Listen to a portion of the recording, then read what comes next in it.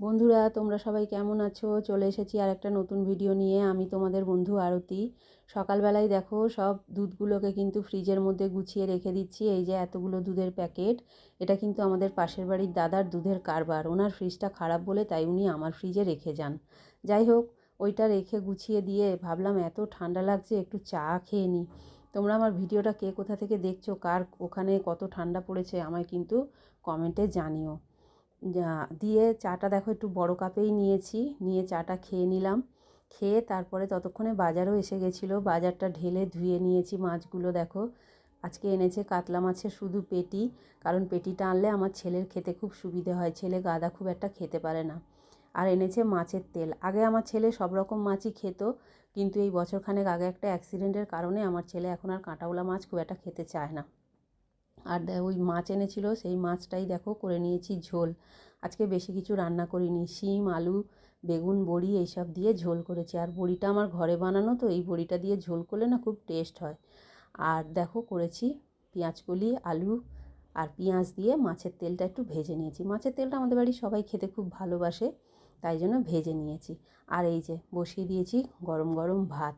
লাস্টে বসাই যাতে গরম থাকে। আর আমার ভিডিওগুলো তোমাদের যদি ভালো লেগে থাকে তাহলে একটু লাইক কমেন্ট আর শেয়ার করে দিও। আর হারাহারি করছি, যাই হোক।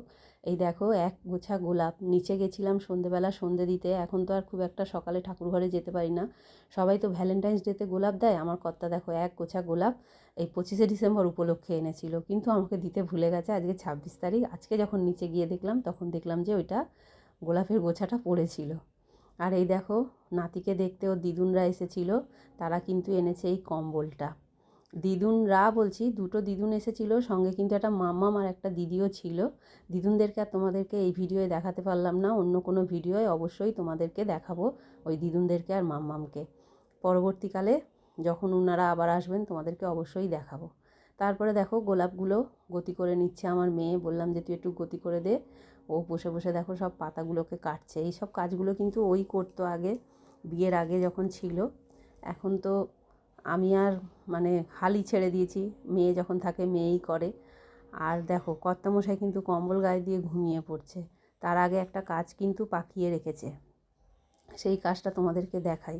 এই দেখো বলেছিলাম কিছু সেরকম রান্না করব না, একটু একটু সব আছে দুপুরের, আর কালকেরও একটু আছে। ভেবেছিলাম ওটা দিয়েই চালাবো, কিন্তু দেখো চালাবো বললেই তো আর হয় না। এনেছে হাঁসের ডিম। এখন উনি হাঁসের ডিমের কষা আর গরম গরম ভাত খাবেন। বলল নিজে করব বলে কিন্তু কম্বলের তলায় গিয়ে ঢুকে পড়লো। যাই হোক, ভিডিওটা কেমন লাগলো তোমরা কিন্তু কমেন্টে জানিও। এখানেই